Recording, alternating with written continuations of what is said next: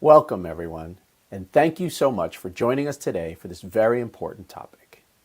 My name is Marco Davis, and I am the President and CEO of the Congressional Hispanic Caucus Institute. Good health is a fundamental right, a necessity if we wish happy, healthy, and safe lives for all communities. Despite our efforts, gaps in health disparities continue to persist, impacting our most vulnerable populations. Today, many of these groups are still excluded from the medical and healthcare system, beginning with clinical trials. That is today's topic, the lack of diversity in clinical trials and how this contributes to gaps in healthcare services. To ensure we are addressing health disparities, we need to be sure that the populations who are most at risk and burdened by disease are represented among clinical trial participants. Science and research today tell us that there are biological and metabolic differences in each of us, which impact our risk for developing certain diseases and influences how we respond to treatment and medications. Understanding a person's positionality, the combination of their race, socioeconomic status, gender, and other social determinants allows us to provide them better medicine. Making sure that we are inclusive of minority groups gets us one step closer to ensuring that we have medicines on the market to help everyone. Welcome to this briefing that highlights the importance of diversity in clinical trials, the greatest barriers that limit this diversity, and how various sectors are approaching the issue. Now I am happy to introduce our moderator and host of this briefing, Ms. Devon Lara. Ms. Lara is a CHCI-Bristol Myers-Squibb Graduate Health Fellow. She is a proud New Mexican, born and raised in Alamogordo. She later moved to Albuquerque to pursue her Bachelor of Science in Biology, followed by a dual Master of Arts in Latin American Studies and Master of Public Health at the University of New Mexico. A non-traditional student, Ms. Lara worked full-time during graduate school for the Department of Neurosurgery as both a lab specialist and clinical research coordinator. This is where she initially worked firsthand in clinical trials, collaborating with local, national, and global sponsors. As part of the CHCI Fellowship, she was first placed with the U.S. Federal Affairs team at Bristol Myers Squibb, working on their clinical trial diversity and health equity portfolio. She is now placed at the U.S. House of Representatives Committee on Energy and Commerce, specifically the Subcommittee of Health. Welcome, Ms. Lara.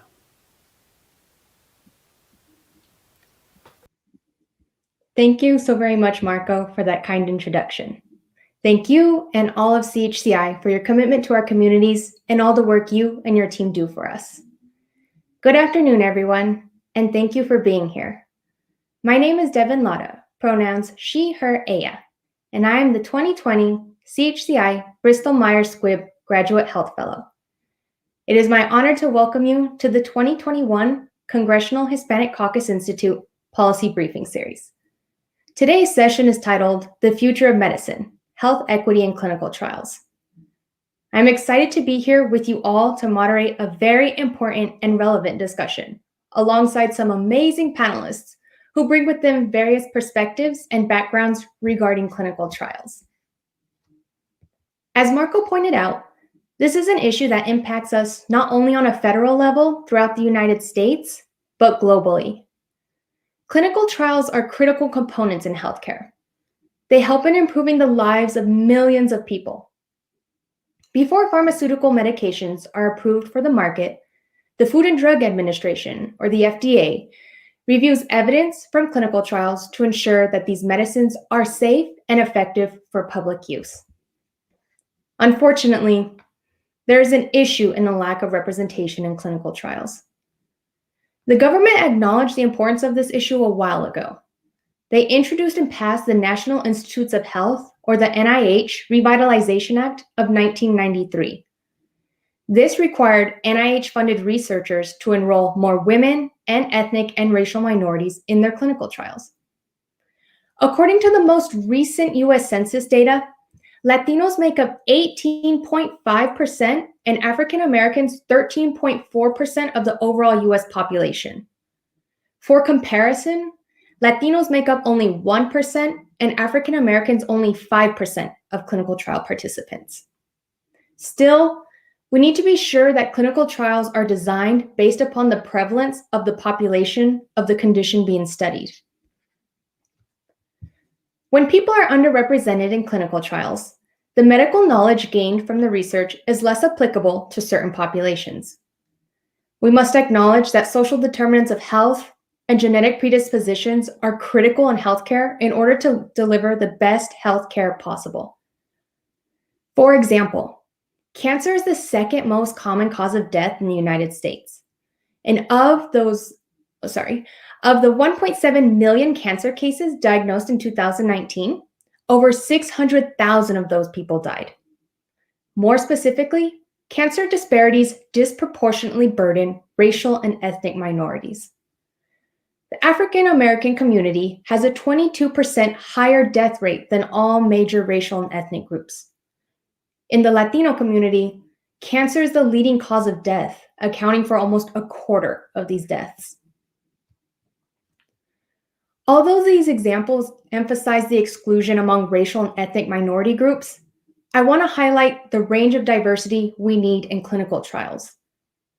The representation of different statuses like sex, gender, LGBTQ, immigration, disability, age, geographical location, and other underserved communities is needed.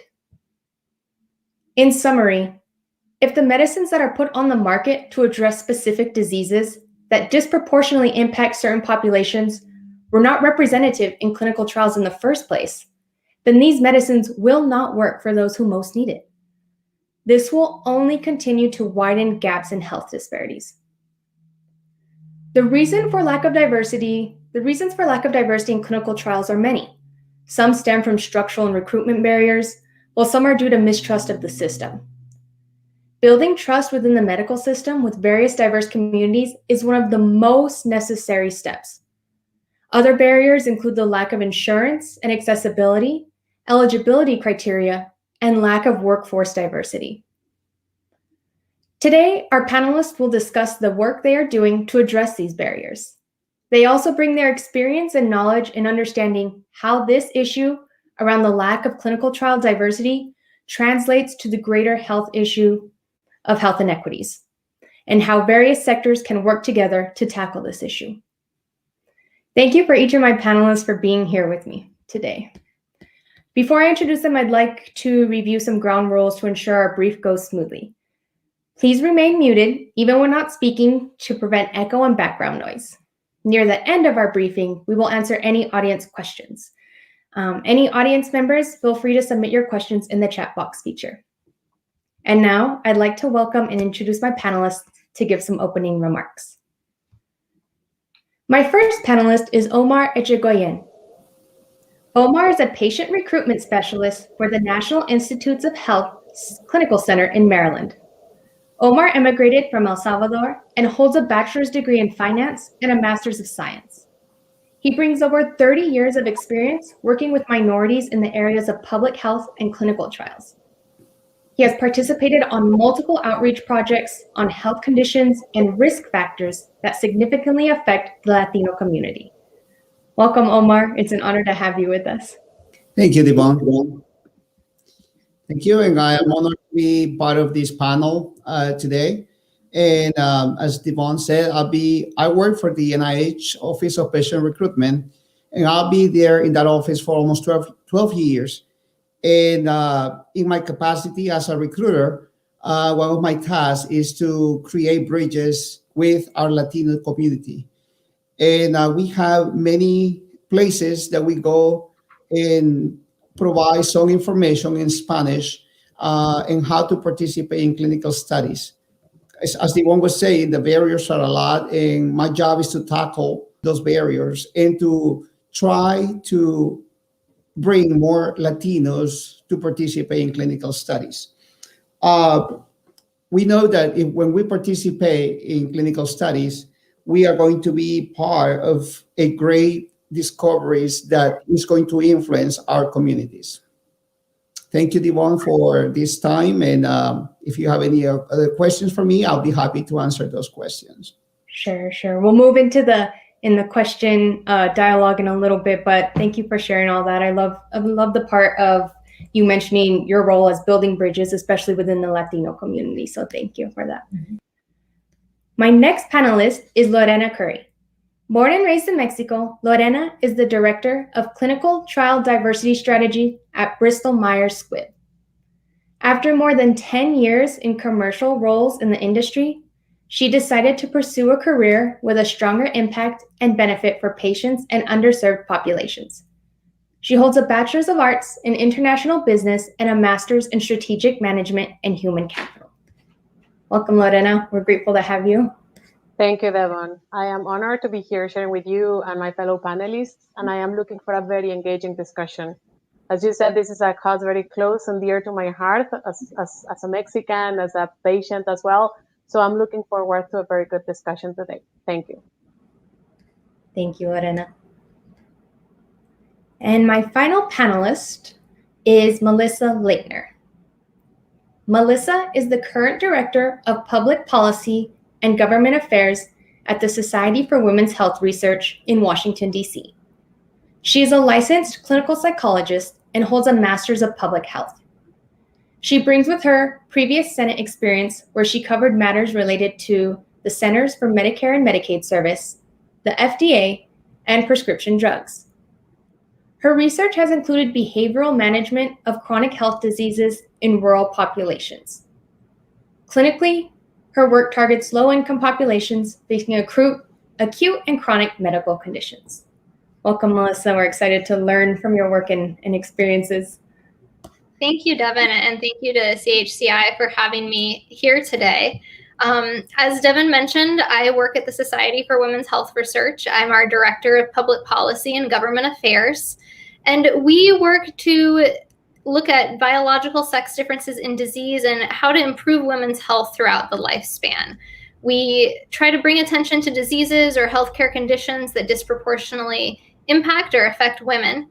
And we look at both sex and gender in relationship to health. So sex and gender are not interchangeable terms. Sex refers to biological classification of living things by their chromosomes or reproductive organs, where gender refers to self-perception of one's identity, and it really encompasses the social, cultural, and environmental influences that affect an individual's health. And for many years, we only studied white men in medical research. That was kind of the majority population that most trials looked at.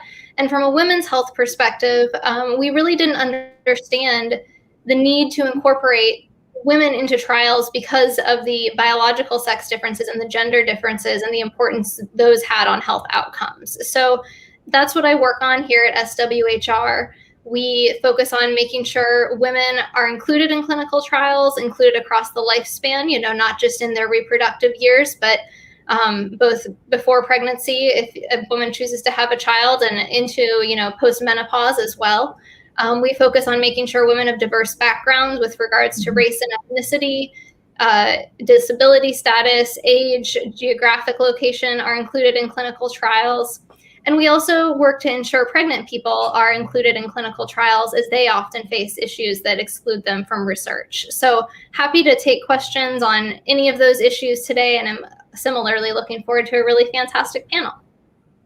Awesome. Thank you so much, Melissa. And thank you all for your introductions and your insights and your work. I'd like to go ahead and move on to the Q&A session of our program. I'll begin with some initial questions, and then later on in the briefing, we'll open up the dialogue to the audience. And again, to the audience, please feel free to engage with any of the panelists. Just for the sake of time, try to direct your question to a specific speaker, if possible, and in the format of a question. But my first question, or the way I want to kind of start off the dialogue, is I touched a bit about barriers in my introduction, and we know that access to healthcare and clinical trials is a barrier to people with various backgrounds, socioeconomic statuses. A person might not have the time to participate in a trial, or on the other hand, might not even know of a trial. And I think this really touches on the importance of recruitment efforts, community outreach, collaboration. Would the panelists be willing to share, the thoughts on barriers you see most in your field? What are some examples being done to address these, and where do we still need improvement? Well, I can address the question. One of my jobs, as I mentioned before, was to prepare materials for our Latino community. As you know, when we prepare materials for Latino communities, that includes social media, web address has to be completely different. The reason is because we like to have more pictures, we had to have more things in the media that will attract us to the something. So with clinical trials, my suggestions as a patient recruiter was to develop more colorful type of flyers and social media to attract more clients with more attractive posts, and also something that will create some type of thinking, oh, I should participate or should I call? So if I get a call from someone in the Latino community saying, hey, Omar, I would like to participate because I saw your ad, that would be as successful for me because I'm trying to, try to engage our community in clinical trial here at NIH. So that would be one of the things that I do here at NIH. Thank you. Thank you. So adding to that, if I may, I think that we all know that this is a multifactorial need. And as you were mentioning, the barriers can go all the way from language, healthcare linguistics, the logistics themselves, the way that the clinical trials have been designed. So what we are doing and how our efforts have been put in place is to not only address these barriers, but build these sustainable solutions that are converted into drivers for clinical trial participation. What my colleague Omar was saying about materials and how colorful they are is super important. It is about the message, but it is also about the messenger, right? And who is delivering that communication to the patients and caregivers that we want to enroll in the clinical trial population. So as part of the efforts that we're having on this responsibility and role to help address the health inequities, there is a lot of things that we can speak about. And one of them is where we are running our trials and how we expand our site selection footprint. And I think just to chime in and thinking about specific barriers women often face at higher rates, although I will say this is by no means exclusive to women, but we often see, stories of women who are, more frequently caregivers for their families. So they're more likely to have childcare barriers that make it difficult for them to attend site visits or appointments, healthcare appointments. Often, caring for family members, elderly family members as well, is something they really deal with in disproportionate amounts. And women, although of course this relates to anyone kind of in a low income job, often don't really have the ability to take leave, without losing pay. And so being able to visit a clinical trial site and go through the clinical trials process takes away from their ability to earn an income and bring money home to their families. And I think, like I said, this isn't exclusive to women, but we certainly see these challenges come up time and time again. It's really difficult for folks to go out to these appointments and these visits. And so from our perspective at SWHR, we really push for things that can help folks overcome those barriers. So maybe a childcare stipend or childcare on the site to help them, cope with the caregiving responsibilities. And we also, I think one thing we really are looking for the FDA and other folks involved in trials to push for more of in the coming years, and this is a lot of lessons learned from COVID, is decentralizing trials or doing siteless or virtual trials. We saw before the pandemic, women were engaging with telehealth for medical appointments at even higher rates than men. And I think that's going to be especially important for us to build on that technology so people can have site visits from their own homes. They don't have to deal with transportation or childcare or taking time off work. And that is going to require rethinking how we do trials in a lot of cases, making sure that they're accessible, making sure everyone has access to broadband internet, because that's going to be a barrier in a lot of cases. But I think we've done great work at eliminating some of these or reducing some of these challenges, but there's also a lot we can continue to do to push that conversation forward. Those are very good points, Melissa, especially, given the position we're in right now in the pandemic, it's changing all aspects of how we, ask for help, ask for health help, resources, things like that, and it wouldn't be exclusive to how we are doing clinical trials in the future. Lorena, you also brought up a good point with talking about it's important who the messenger is, and I think this kind of is a good segue into my next question, or what I wanted to discuss on the importance of trust and understanding as it pertains, to the research staff and the healthcare professionals who are doing these clinical trials. So, want to talk about the topic, specifically the significance of workforce diversity as it, within the healthcare sector. And we know that just the expertise in medicine and healthcare is not enough. We need communication skills, we need to build trust with people, and we also need a diverse team. Often with a diverse health and research team comes diverse ideas, perspectives, experiences. I'm wondering if we could expand a little bit more on this importance of workforce diversity and how it ties into our efforts in clinical trial diversity. Thank you, Devon, for bringing that point. I think it's very important. It's absolutely true. The more diverse the workforce is, the more diverse the workplace will be as well, and the marketplace. And here we need to think about our patients as a very diverse and inclusive way for us to look into how we develop our medicines. So I am privileged enough to work in a company in which people fuels the success. We have a very diverse, powerfully diverse, and broadly inclusive culture at Bristol Myers Squibb. And there are plenty efforts of what we have been doing for the last years. The power, for example, that our people and business resource groups bring into the conversation is very valuable. We have a very strong representation of the Latino community there with our OLA group.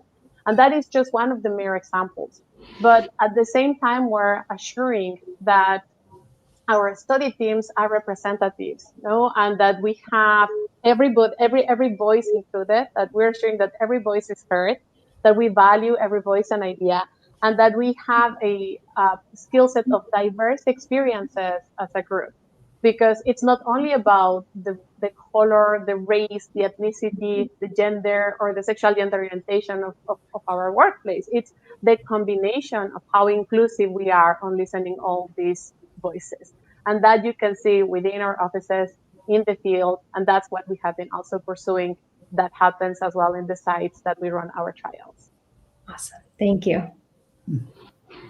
I think a few things that want to share about workforce diversity as well is just we need to make sure we're supporting the diversity in our workforce, and agreeing with everything Lorena is saying. We know that science shows diversity of backgrounds on teams leads to diversity of ideas and creativity, and we absolutely need that. But we need to support people of color and women as they're in the biomedical workforce as well. I think pre-pandemic, those populations face challenges with regards to biases and having a harder time on the tenure track, and with women, often the caregiving responsibilities and the home life and the work life being difficult to combine at times. But during the COVID pandemic, that is more true than ever, and we're seeing the challenges those groups are facing in maintaining the high levels of research productivity in the midst of being at home and caring for kids and kind of trying to manage everything that's going on currently. And I know we're all experiencing that, but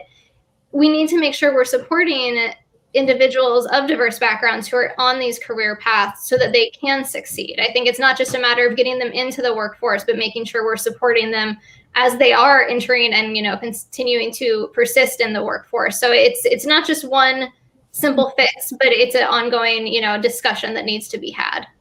And I think, go ahead, Omar. And Devon, we are at the National Institute of Health. We are very fortunate to have a very diverse force. And I'm so glad to work in that at NIH for 30 years. And I've seen that diversity for the 30 years, because we are very close to Washington, D.C. As you know, if you know, Washington, D.C. is very diverse. So we have 27 institutes that work in different conditions, medical condition, clinical trials. One of the things that we have moved on is to develop consents in Spanish. We have developed one thing that we are working is to develop materials on clinical trials in Spanish that will help the community, like questionnaires, because most of the materials are in English. So we are trying to see if we can translate those materials so it will be easier for somebody who is not fluent in English to participate in a clinical trial. But with that said, we have created a force of Latinos. As you know, our Latino community is very complex. It's not only Salvadorians, Mexicans, but we have a varsity of. So when we create things in one language, in Spanish, we had to put our heads together even with that, because we know that we had to put a language that everybody will understand. So that's an example of diversity within our culture as well. So but I'm happy to that I am part of NIH and be part of this force that creates to help our Latino community. Sure. And I think what everyone's saying is it just touches upon how broad of an issue this is. It's not just, the sites and stuff, but it's things from consent forms and making sure they're culturally sensitive and in the correct language, but also to bigger things like Melissa was saying in pipeline programs and diversity of, improving diversity in the health workforce. So it's interesting that, we focus on improving the diversity in clinical trials, but there's all these facets that still need to be considered within it. So thank you for that. And I love all that we've touched on so far.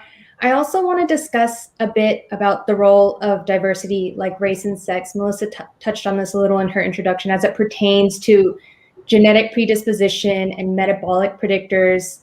And by this, I mean, we've seen via science that a drug can behave differently metabolically, given, each of our unique backgrounds. Can the panelists share a little bit on this or touch on, the influences that social determinants of health, that our genetic predispositions have, especially among community of color? So maybe I can take, oh, sorry, Melissa. Oh, no, you're fine. I was just going to say, I think from my perspective of working with sex and gender, there are very specific differences we see, both related to sex and related to gender. They're not the same and they may not overlap necessarily, but with sex as a biological variable, we see different predisposition to disease. We see different disease outcomes at times. And this isn't true for every, health condition or health category, but it is true, for many different types of healthcare conditions. And I think COVID-19 being a really great example, biological sex affects outcome. We see men die more frequently of COVID than women, but in terms of long-term COVID-19 symptoms, we see women more likely to face difficulties with, the long-term, long-haul COVID symptomology.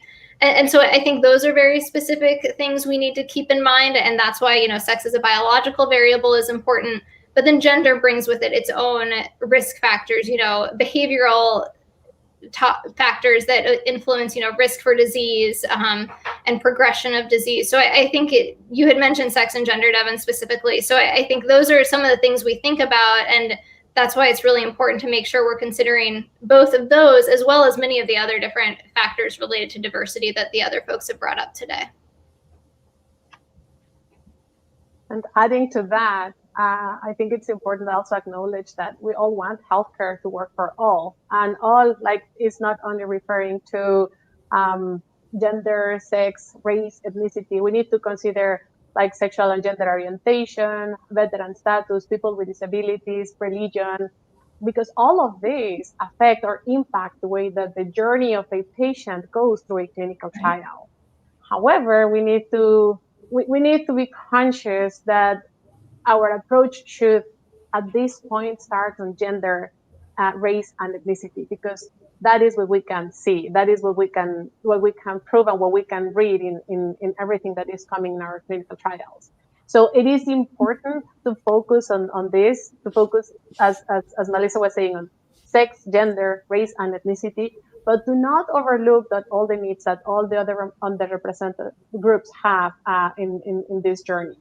But again, I think that if you see what's happening around the pharma industry, you will see that most of us are focusing on this initial diversity treats or representations at this point. Sure. Let's see. And I want to shift gears a little here. I appreciate that. And I know SWHR is an organization that emphasizes a lot on the importance to include sex as a biological variable in health, medicine, research policy. So thank you, Lorena and Melissa, for sharing the importance around that. And like I said, shifting gears, you panelists all come from various sectors within the healthcare industry. And as we can see, you all bring, different and important experiences, roles, insights to the table. I'm wondering, can we talk a little bit about the importance of collaboration across sectors? Where have we seen this being done well before, and where can we still build upon it and improve? I'm happy to jump in on that. I think, working at a nonprofit like SWHR, I think we have a unique role to be conveners. So, we can touch with industry, with federal agencies, with policymakers, and kind of have those conversations that bring folks together. And I know that's one of our big priorities. And I also think, public-private partnerships are huge, and making sure we're sharing the knowledge and sharing the intelligence across sectors like you referred to is really important in making sure that we're all communicating a similar message to the participants, that trials are inclusive, that we want to make sure trials are accessible to everyone, and that we're working to find ways to do that. I think that's something, I don't want to say that's something we haven't done before. I think that has been done successfully before in many different cases, but I think continuing to make sure those doors are open to different conversations between different types of stakeholders is going to continue to be really important to keep having that conversation. Sure. Omar, Lorena, any comments on that one? Actually, I was. We do create, NIH. We receive grants from many outside, many pharmaceutical companies, and sometimes when we create that bond between NIH and other pharmaceutical companies, now with the COVID-19 studies, we have created bonds with the Moderna and other studies that have been conducted. And as in NIH, we have around 29 studies for COVID-19 that initiated with the pharmaceutical company asking NIH if we wanted to be part of all this collaboration to discover something different. So I believe it's important for NIH to collaborate with other pharmaceutical companies and to find some cure for these conditions. But how are we going to make a difference in our community? By participating in clinical studies, because if we do not participate, we are going to be left out, because we need to participate. I cannot emphasize more that as community, we need to participate in clinical studies so we can give information to the researchers about how we as community have different issues compared to other communities. So everything that has been said, the only thing I could add is this is not a competitive space. This is a collaborative space. And 2020 kind of exacerbated and put into everyone else's mind the need for more diversity in clinical trials. Now is the time that we put our heads and our hands together and share best practices. We understand what has worked. We understand and share what has not worked. So we make these efforts sustainable. Melissa said something very important earlier, and she shared how COVID brought some disruptions that kind of addressed or accelerated the innovation in many, many ways. Let's hope that those disruptions and that innovation that COVID brought into the healthcare system is leveraged, and that we can make this thriving for permanence. Because going back to your initial comments, Devon, on trust, going back on how we all need to share this commitment and make these changes, this is the time for us to prove it, because we need to do this for our patients. Right. Thank you for that. And as I come to the closing portion of my Q&A session, I just want to ask another final thing. What are some calls to action that each of us can take in continuing the dialogue around this issue, or how could we become more involved in this if we'd like to, in this issue around diversity, lack of diversity in clinical trials? Maybe I start on this one. And to everyone who is participating in the audience, I would encourage you to go back to your organization, either if this is an academic institution, a center for research, a company. Like, what are you doing? What is your company doing to address the need for more diversity in clinical trials? Are you informed? Like, do you have conversations with those around you and with your community and family members about this? We need to be truly informed, and we need to trust in medical publications instead of on our own social media feed all the time. Last year, again, a lot of airtime brought into all of our phones, right, on clinical trials on diversity. Let's make sure that we're using the right information and that we're sharing with those that probably will not understand the message the same way that we are understanding it. And again, going back to our leadership teams and to our communities and ask, what are we doing today?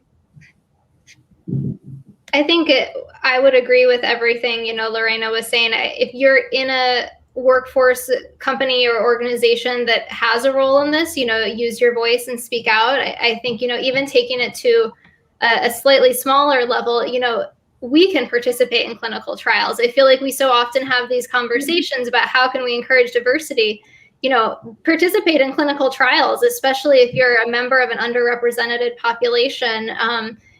Search out what's available in your area. I know one of the trials I'm participating in is the All of Us program with NIH, and that one gets a lot of conversation. And I believe anyone can just sign up to participate and share healthcare information. And those are the opportunities you can look for, in terms of COVID-19 treatments or vaccination trials.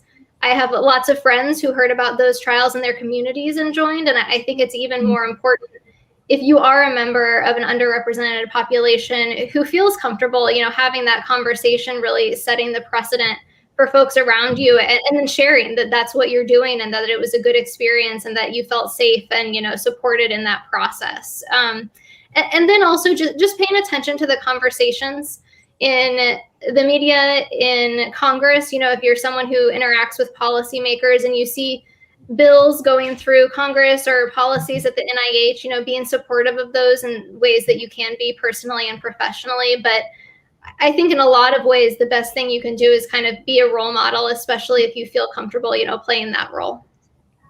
Thank you. And now I think, looks like we have a few questions from our audience. We'll transition to that Q&A session. During registration, also audience members had the opportunity to submit some early questions. There was one question, it says, how do we build trust among diverse groups to participate in clinical trials? And what must sponsors keep in mind when conducting trials with diverse audiences? And there's a very important question. Trust within the community is a huge factor. And so what are some other ways we're building trust? I know, Omar, you do a lot of on-the-ground work with Latino communities and work with a variety of community leaders. Maybe you could start us off on that one. Sure. One way to create trust is to attend these health fairs where a lot of our Latino communities participate, but not only our Latino communities. I have participated in African-American events where they invite me to come. So when we put a personal touch to come and have the time to talk to the person, we are creating some type of trust. And we just, as we know, we like to talk, we like to share our insights. We are not very private with our lives sometimes.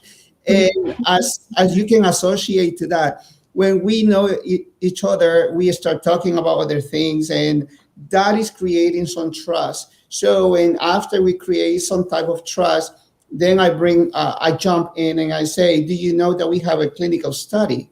And they are getting interested. So try to engage them in a conversation that is going to help them. And this is a free service that we are offering to them. So when they hear all the things, they become curious to know more. So when I present myself as a person who is serving them, I think that also creates, it's not like I'm more important than they are. I'm just a server that is in the community. So that is bringing some trust to the community.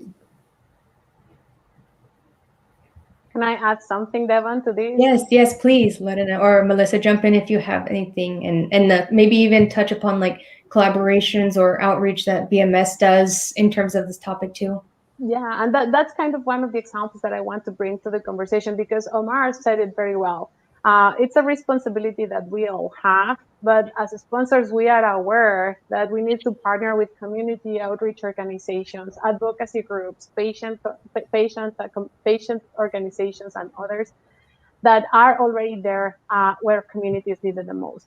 And another important thing is that we as sponsors need to build sustainable relationships with them, not only during the trial, but before, during, and after the trial, so they feel and they bond with this, and it's not, and this is more of a trustable and sustainable relationship. So we do have an example, and I just want to share it. It's a model that demonstrates how we can affect or how we can embrace this change. There is a prostate cancer study that we ran a couple of years ago. And historically, the representation of Black patients in prostate cancer is as low as 4% within the United States.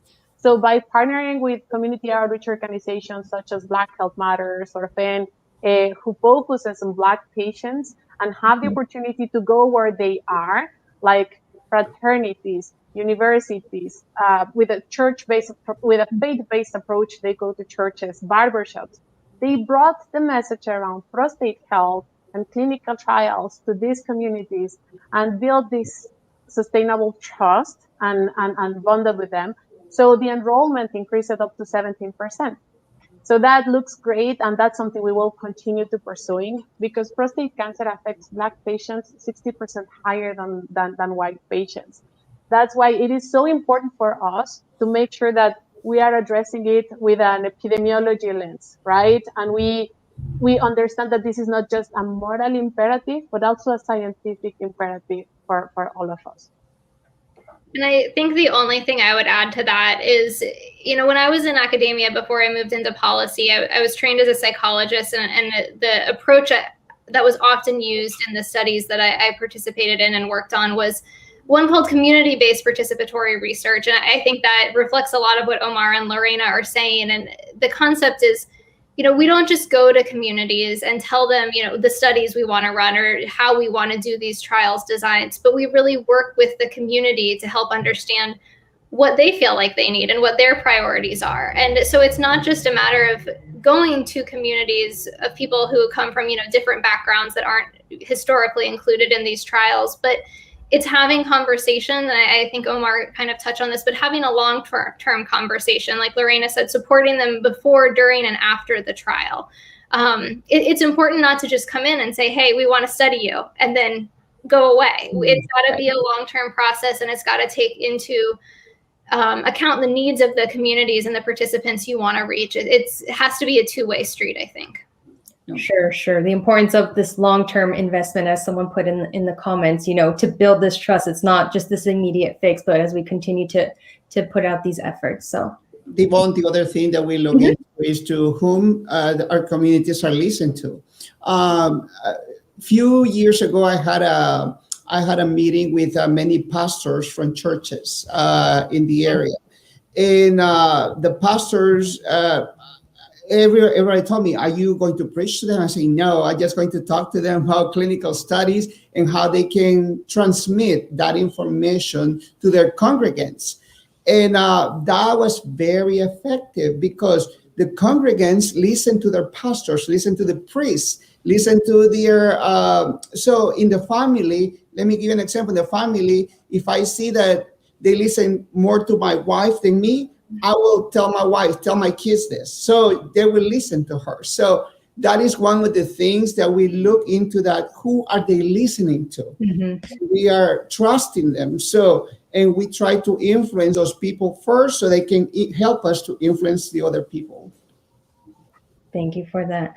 Another, we have a question from the audience, and I think it's really important to address. Also, kind of ties into this trust factor is, they talk about, I'm not sure if any of the panelists know the answer to this, but does anyone know if there are programs in Puerto Rico that can help build trust when you're of what we are talking about today? For example, and they acknowledge, in the 1950s when some women were given experimental, birth control pills. And I think a really important part of this trust and dialogue is acknowledging we have, the mistakes, historical mistakes of public health, and understanding like that is something that needs to be addressed and put up front in our means towards tackling this issue.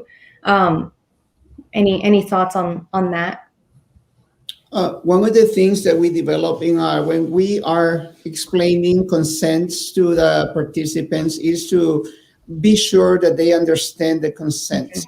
Because, as a patient recruiter, I emphasize to them, we don't have the control. You have the control to the clinical study. Anytime you want to stop, please let us know and we can stop. Anytime you say, I want to stop. But for them to understand the consents, for them to understand what are they getting into is very important for us. And we ask them, repeat to them, do you understand? Do you understand? So, because there are so many issues sometimes in the past that were not addressed in the past happened many things that I'm not very familiar with, but nowadays we're trying that the control is on the participant. So anytime they want to participate in something, we want to be sure that they understand what are they getting into. So that's one of the things that we are addressing this issue. Thank you. And again, adding to that, we are aware that this is a global priority and that this is happening in many, many countries. The fact that we're focusing today on what's happening on the United States and how we are investing on the United States, it's reflective of that. Almost 30% of the global trials are run here. But not only Bristol Myers Squibb, I'm sure that all healthcare partners and the entire ecosystem is working around this on a global basis. Again, to the question that you just raised, that it's happening as well in Puerto Rico. There are efforts there are efforts in Brazil, there are efforts in Europe, and we're all trying to do this sustainable change, but we are aware that it needs to happen across the world.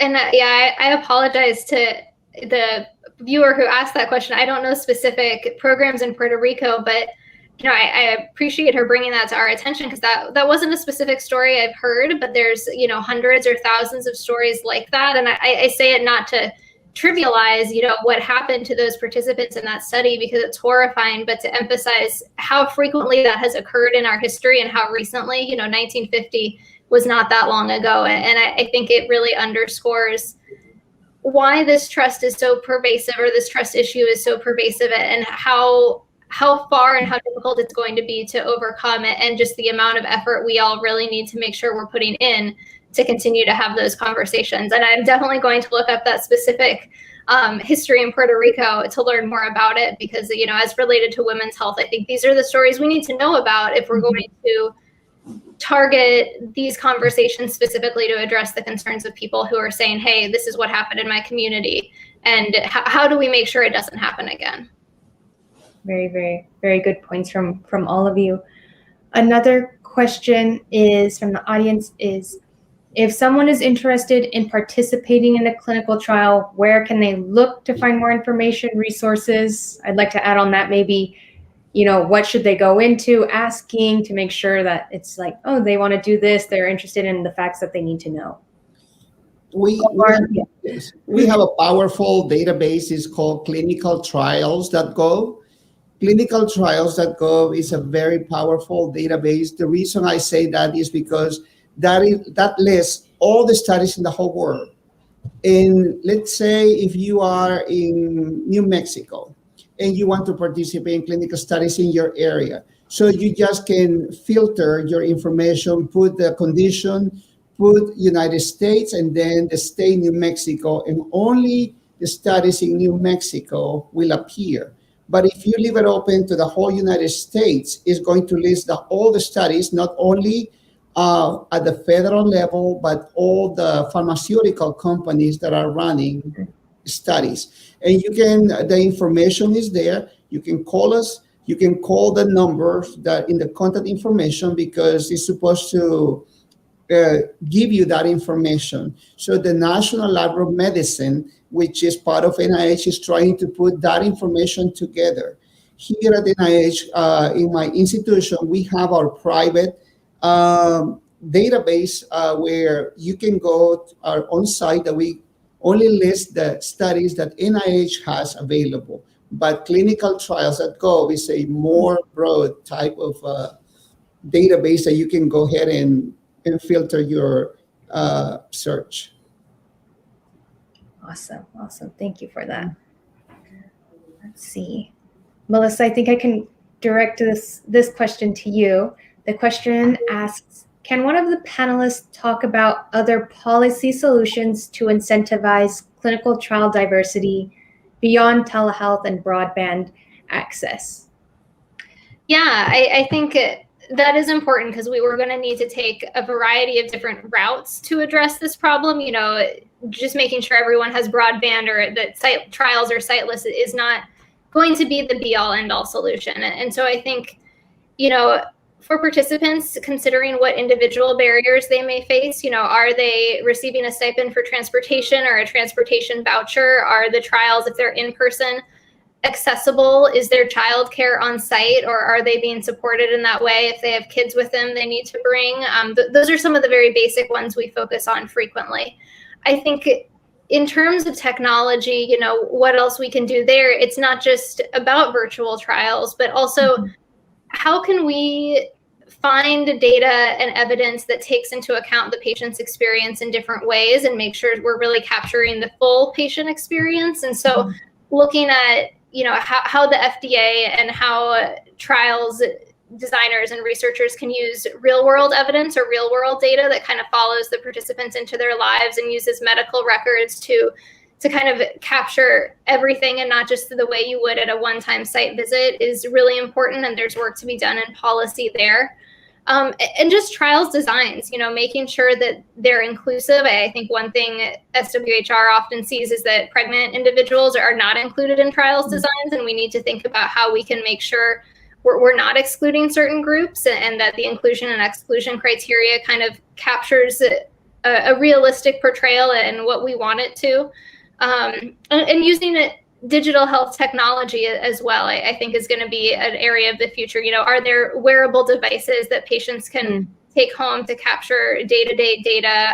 Or are there other ways of participating that make it easier and kind of overcome some of those individual barriers? So I wouldn't say that's all inclusive. I think there's a lot of different things we can do, but those are some of the topics that come up a lot for us in the work we do, and that I think there is the opportunity to make real progress in those areas. Thank you. We have another question. Let's see, I lost it here. And it's referring back to some of the topics we talked about on trust. So it says, the lack of clinical trials in Black and Brown communities has fueled distrust around the COVID-19 vaccine. Can you provide any insights to the recent developments in this area? And I know none of us here are specific, experts within COVID, so we can't give like the details on those trials or something, but maybe we can frame this as, what are some lessons learned? Melissa has touched on this about, telehealth and how we're merging from there due to the pandemic, but maybe reframe it in a little sense like that. I'm sorry, go ahead, Lorena. Thank you, Omar. I was just going to add something that Melissa mentioned, the public-private partnerships are a very good example, and we have seen how the healthcare ecosystem as a whole is now collaborating to address this. We've never seen so much speed in the way that things are being delivered. and so much data sharing and information sharing. And it is because there is a genuine care and a genuine commitment to address it. So going back to continue building the trust that Black and Brown communities and other underrepresented populations have been suffered through some time.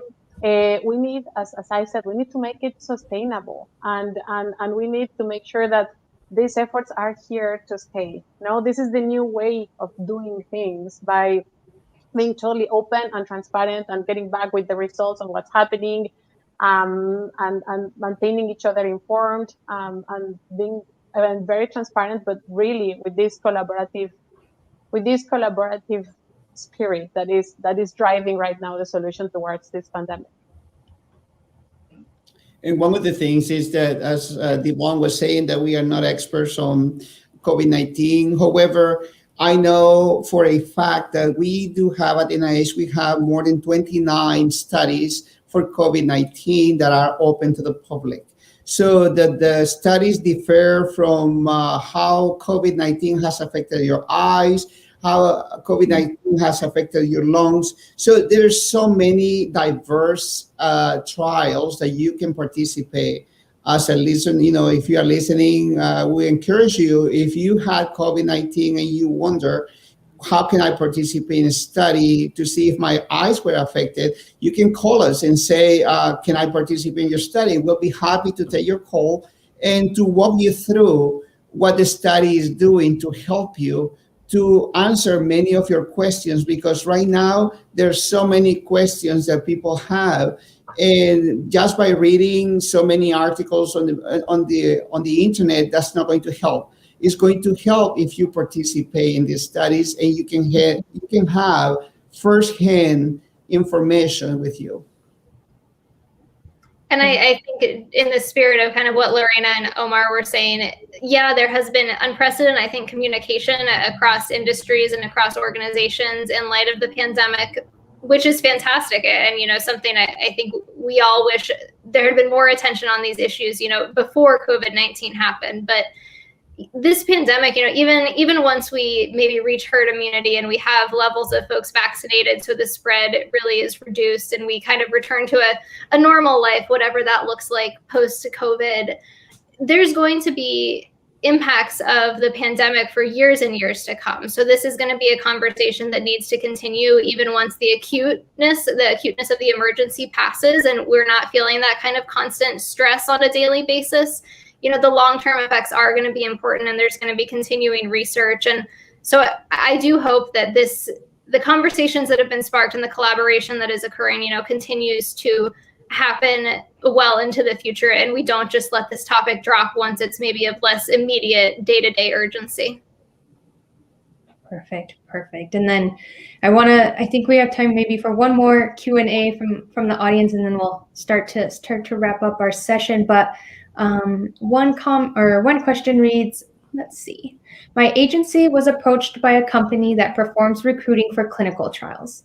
I saw how they go about it, and having had tremendous success driving minority populations to participate in clinical research, I didn't think that these would work for these communities. What are your plans to change this? Maybe it's the question I think is gearing towards, you know, our strategies and how we tailor to certain communities. And we touched a little bit about this, but any last thoughts on how, any last additions to this question? Maybe Devon, I can speak to how we must all be thinking about diversity by design that results in sustainable and measurable actions, and how this is responsibility and a role that will help us address health inequities, because healthcare, again, needs to work for all. And we're deepening our commitment at BMS. We're at the forefront of addressing health inequities, and a core strategy that we're building towards this is embedded into everything that we do, from clinical development, regulatory approval, commercialization, and driving the quality of clinical care. I said before that this is not just the right thing to do from a moral imperative, but we have a scientific need because of how some diseases disproportionately affect one population or other. And we're working to ensure that that health equity is for all. We're deepening our commitment with BMS and the Bristol Myers Squibb Foundation, each committing to 150 million investment, which includes 100 million over the next 5 years for the diversity in clinical trials initiative. So I think that it shows how this is serious for all of us. Mm-hmm. Mm-hmm. Thank you, Lorena. And let's see. Looks like we're just about on time, and I just want to wrap up our panel session. Thank you so much to the audience for all your great questions and your engagement. Now I'd just like to open up a space for each of my panelists to take about a minute or two for closing remarks and thoughts. Specifically, if you would have our audience take away only one thing from today's panel, what would that be? Let's start. Omar, you can go ahead. Okay. And thank you again for having me here. One of the things I will emphasize to our community is that we as Latinos, when we participate in clinical trials, we are helping researchers gain a better understanding of our population. And also we understand this understanding may lead to better outcomes to our Latino communities. And also, the other thing I would like to emphasize that when you participate in clinical trials, you are getting a cutting-edge treatment options that may eventually will lead to medical breakthroughs to our community. Thank you, Omar. Melissa? Yeah, I think what I would want to leave people with is that diversity is multifaceted. You know, it feels a little bit nail on the head, I know, to say that, but we need to be considering diversity from multiple perspectives. So, you know, I work on issues related to sex and gender, but, you know, race and ethnicity are obviously foremost of importance as well. And beyond that, there's a million different issues we need to make sure we're considering. I think Lorena mentioned, you know, veteran status. We've talked about geographic location, SES, socioeconomic status and income, age, disability status, all of these, sexual and gender minority status, I know was mentioned earlier as well. And we need to be thoughtful about how we're including people from all different walks of life. I think the most important thing is, you know, if we're looking at a healthcare condition or population, we need to understand that population really well, because we want the clinical trials to mirror the population we're seeing in the real world. So SWHR, you know, one of our big issues we're working a lot on is uterine fibroids, and that affects Black women at disproportionately high rates. And so if we're doing trials for uterine fibroids treatments or preventative care, we need to make sure Black women are really represented at high rates, not just included, you know, to a certain standard set by a federal agency or, you know, a set that feels good. It needs to be representative of the population, and it needs to take into account all the different aspects of diversity. It's tough and it's complex, and there's things we're still working to figure out, but I hope we can continue to have really thoughtful conversations about how to design trials in a way that really speaks to all of these different things. Thank you. And then Lorena? Thank you. And I may just close with 3 points. The first one is, as we said before, about collaboration, how this is a collaborative space. The second one is about sustainability. How can we assure that this is more than a reflection to 2020, but a new way for us to think about diversity from design and look into the way that clinical trials are built, research sites are located, and principal investigators and recruitment and all other efforts are involved throughout the journey. And the third point is around information. What information are we looking into when it comes to clinical trials? What information are we sharing with those who may not be understanding the same messages or the same way the messages that we are understanding them? And how are we helping our communities? What are we doing in our workplace to make sure that this happens? So that would be my last comment. Thank you, Lorena. And thank you all of those for those closing remarks, for your participation.